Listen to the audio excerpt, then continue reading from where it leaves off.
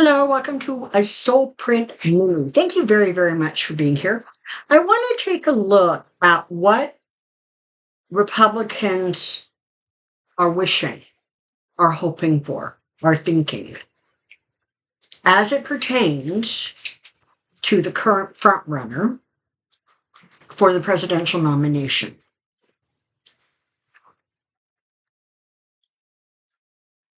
Because you're starting to hear it, right? I mean, there was the two lawyers from the Federalist Society who said, listen up. He's not even entitled to win running this election. Something about some clause in the 14th Amendment. And from what I understand, they're saying that partaking in an insurrection does sort of like not have to be proven, just the behavior of. So we shall see where that goes. But it's very telling that this is coming from very staunch Republicans. And, again, it's like they got everything out of Trump that they had hoped and wished for. And now he is becoming like a boulder around their neck. Let's take a look at what the GOP is hoping for, and perhaps what they actually end up getting. Inside GOP thoughts, inside GOP thoughts, inside GOP thoughts. I can tell you there's a lot of fear, a lot of worry, a lot of anxiety. Because again, now that the sort of scab has been ripped off, and hey, if he did nothing else, he did a hell of a good job doing that. More and more people are getting more and more concerned about things that they wouldn't be too thrilled to have exposed. And so you're going to see some of the current members who can retire in this election cycle, retiring, obviously from the Senate. There's going to be like a reduction of some of the Trump crazies. Sorry. Because the other ones are going to realize they're in a real quagmire. Okay. And this is I'm not projecting 6 months from now or a year from now. This is like, as we're moving towards, the debates and that kind of stuff, as we move towards, getting some clarity on who the front runner is actually going to be or what that looks like. A lot of the Republicans who are politicians, and I make that distinction because these days there are a lot of Republicans who are entertainers. But the ones who are politicians, who've been around, they understand they're in so much trouble, they don't even know how to dig themselves out. None of them have spine enough to actually open their mouths and say something. But not only do they not like him, many of them flat despise him. They hate what he's done to the party. And they've had to look in the mirror and sort of see their own weaknesses, see how pathetic they are.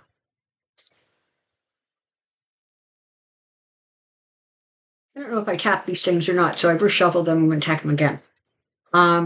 Inside GOP thoughts, inside GOP thoughts, inside GOP thoughts. Yes, I did. Well, now we're just going to cut it right away and I'll stop yammering.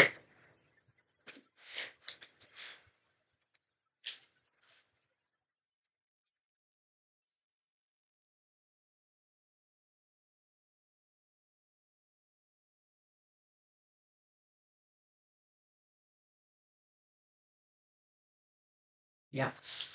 There's a lot of worry right now about secrets coming out, about things that, and that's one of the things that Trump did, right? Things that were only said in quiet. He said them out loud for the whole world to hear. There is a feeling that they really have to somehow find a way to protect themselves, but they can't because they continue to, and I, not unrealistically, understand that that base of Trump's is not going to let go anytime soon. So saying something like Chris Christie,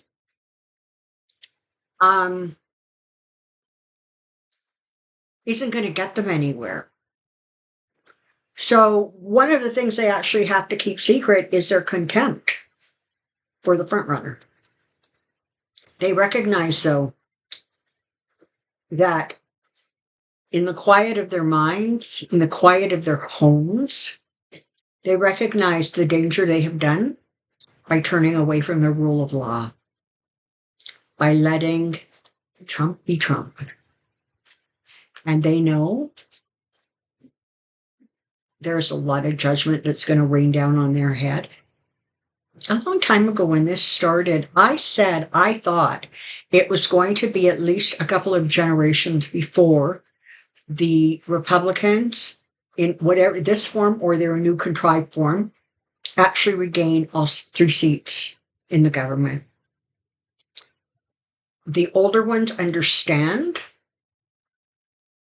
the judgment that's going to be raining down on them. They understand that in many ways they have destroyed their own legacy. And the ones who are there for the shine and the entertainment and, trying to make themselves attractive, either to networks or to Trump or to who knows who,